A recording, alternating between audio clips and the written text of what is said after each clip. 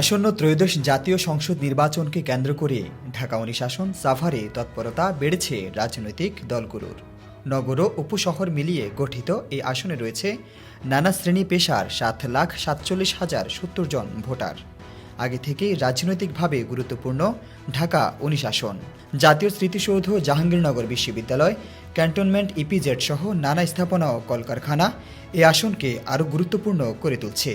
এই আসনে নির্বাচনে জয়ী হতে ব্যাপক প্রস্তুতি নিচ্ছেন প্রার্থীরা। চায়ের দোকানের আড্ডা থেকে শুরু করে অফিস আদালত সব জায়গায় নির্বাচনী আমেজ বিরাজ করছে এখন। তফসিল ঘোষণার আগে থেকেই ঢাকা ১৯-এর এমপি প্রার্থীরা মাঠে ছিলেন সক্রিয়। বর্তমানে নির্বাচন নীতিমালার কারণে প্রকাশ্যে নির্বাচনী প্রচারণা না চালালেও গোপনে চলছে প্রার্থীদের প্রচারণা। ইতিমধ্যে ঢাকা ১৯ আসনে বিভিন্ন দলের মনোনীত ও স্বতন্ত্র ১১ জন প্রার্থী মনোনয়ন ফরম রিটার্নিং কর্মকর্তার কাছে জমা দিয়েছেন। নির্বাচন কমিশনের তথ্যমতে ১,৪৭৮টি ভোট কেন্দ্রে ১,৫২৩টি ভোটকক্ষে ৩,৭৯,৯০৭ জন পুরুষ এবং ৩,৬৭,১৫০ জন মহিলা ভোটার তাদের ভোটাধিকার প্রয়োগ করবেন। এইবার নিয়ে 3বার আমি মনোনীত হয়েছি। আমরা মাঠে ময়দানে ছিলাম, ইনশাল্লাহ আমরা যথেষ্ট মাঠে ময়দানে কাজ করছি। এখন আশা করি ইনশাল্লাহ আগামী জাতীয় সংসদ নির্বাচনে একটি অবাধ সুষ্ঠু নির্বাচন যদি হয় তাহলে অবশ্যই আমরা আমাদের সাভার আশুলিয়া আসন থেকে একটি ভালো রেজাল্ট আমরা আশা করি ইনশাল্লাহ।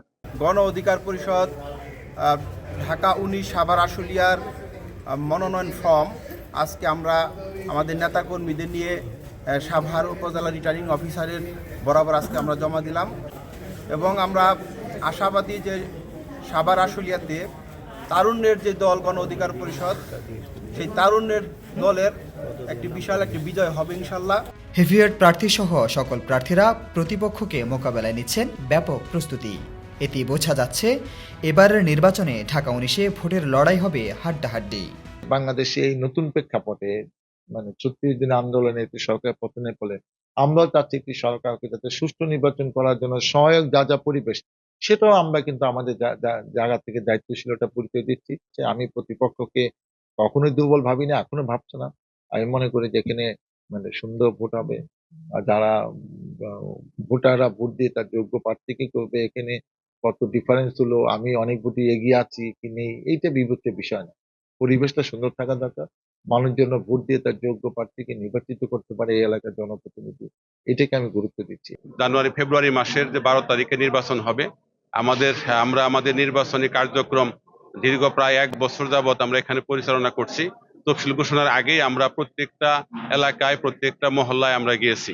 আমাদের কাছে নারী, শ্রমিক, মুসলিম, অমুসলিম, আলেম, উলামা সকলের কাছে আমরা একযোগে যাওয়ার চেষ্টা করেছি এবং তাদের কাছে আমরা আশ্বস্ত হয়েছি আগামী দিনের যে ২৬ সালের ফেব্রুয়ারি মাসে নির্বাচন হবে, ইনশাআল্লাহ দাঁড়িপাল্লা মার্কার প্রার্থী এখানে বিজয় হবে। এছাড়াও দীর্ঘ সময় পরে অনুষ্ঠিত হতে যাওয়া এবারের নির্বাচন হবে সুষ্ঠু ও নিরপেক্ষ এবং প্রতিফলন ঘটবে শ্রমিক সহ সাধারণ ভোটারদের আশা আকাঙ্ক্ষার, এমনটি বলছেন সাধারণ ভোটার। আমরা এমন একজন প্রার্থী চাই যেখানে মনে করেন আমরা রাস্তাঘাটে চলাচলের সময় সন্ত্রাসীরা নির্যাতন করে, আমরা চাই যেন নারীরা, আমাদের মা বোনেরা যেন রাস্তাঘাটে ভালোভাবে চলাচল করতে পারে। আমরা জনগণ যেরকম তার নেতা হবে এরকম।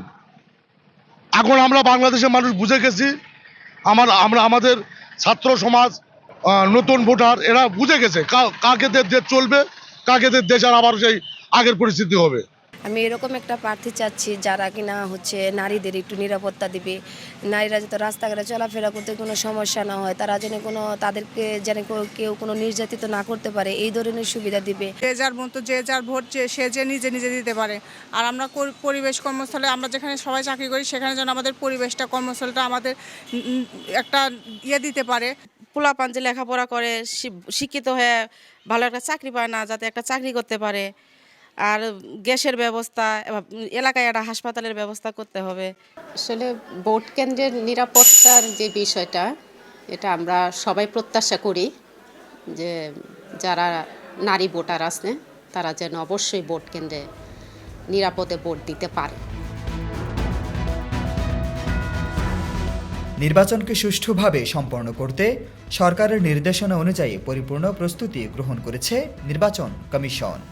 ঢাকা ১৯ ঢাকা ২ এবং ঢাকা ১৪-এর সার্বিক পরিস্থিতি এবং আচরণবিধি পরিবেশ খুবই ভালো এবং প্রত্যেকটি আসনে ৩টি আসনেই আচরণবিধি প্রতিপালনের জন্য ম্যাজিস্ট্রেট নিয়োগ দেওয়া হয়েছে এবং কোনো ধরনের আচরণবিধি লঙ্ঘনের ঘটনা পাওয়া যায়নি।